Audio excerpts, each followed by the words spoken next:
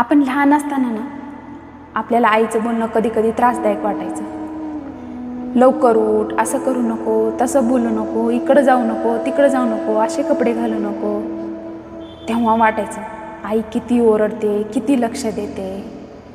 पण आपण जेव्हा लग्न करून सासरी जातो आणि तिथं पहिल्यांदा आजारी पडतो तेव्हा समजतं आईची एक विचारपूस आपल्यासाठी किती मौल्यवान होती. कारण आज तिथं तसं विचारणारं कोणीच नसतं. आणि आईचा तो जेवताना आग्रह, थोडं घे ना बाळा, हे खा ते खा, तसं आज प्रेमानं कोण विचारणार असतं का हो आपल्याकडे. आईचं घर फक्त 4 भिंती नव्हतं, तर आपल्या सुरक्षतेचं कवच होतं. जिथं आपण काहीही बोलू शकत होतो, रडू शकत होतो, मोकळेपणाने राहू शकत होतो. तिथं दिखावा नव्हता, नाटक नव्हतं, फक्त आपलं मन, आपलं स्वातंत्र्य होतं.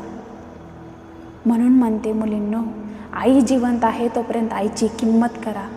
आईला फोन लावा, आईची विचारपूस करा. आईला सांगा की आपला तिच्यावर किती जीव आहे. कारण वेळ गेल्यानंतर आई हा शब्द आठवणीत राहतो, माणूस नाही.